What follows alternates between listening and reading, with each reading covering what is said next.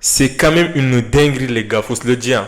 Perdre un match face à un PSG remanié, face à un PSG sans Dembélé, sans Kvaratskhelia, sans Désiré Doué, sans Marquinhos, sans Joao Neves, c'est une dinguerie. À domicile, le FC Barcelone a été, mais c'est une dinguerie quand même de dire ça. Au bout de 20 minutes, on s'est dit, bon, le Barça va dérouler par la suite. Non. Le PSG a repris la possession, le PSG a tout simplement dominé le match. En globalité, ils ont géré que ce soit la pression, le tempo du match, tout.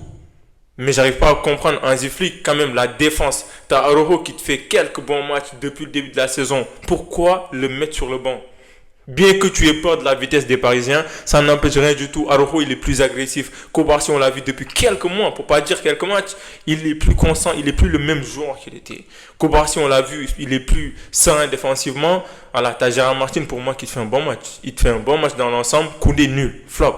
Aujourd'hui, Koundé, c'est sans doute l'un de ses pires matchs avec le FC Barcelone depuis le début. L'un de ses pires matchs, on n'a pas reconnu Jules Koundé. Que ce soit dans les dédoublements, que ce soit offensivement comme défensivement, nul, zéro. Nuno Mendes, quand même, c'est le meilleur latéral à son poste. Voilà, il a fait son match, il a fait son taf. De l'autre côté, Jules Koundé, il n'existe pas. Lamine Yamal, il fait tout ce qu'il pouvait faire. Qu'est-ce qu'il peut faire d'autre? Des passes, dribble, tout.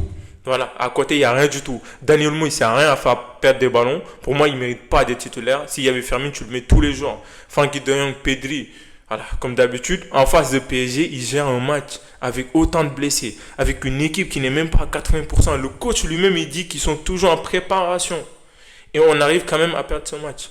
Les gars, moi, il n'y a pas d'explication, il n'y a pas d'excuse. Il faut se remettre en question, il faut se poser les bonnes questions parce que je pense que si l'FC Barcelone continue comme ça va être très très compliqué face aux autres équipes, face à des Bayern Munich, des Liverpool quand même qui sont redoutables offensivement. Voilà, aujourd'hui, le PSG n'a pas été si efficace que ça. Pour moi, Barcola qui doit te mettre un doublé minimum, tu as Achraf Hakimi qui a une occasion aussi. Voilà, c'est dommage. Et dites-moi ce que vous en avez pensé. Ce match du FC Barcelone, pour moi, ne mérite même pas un 6 ou un 7 sur 10 quand même.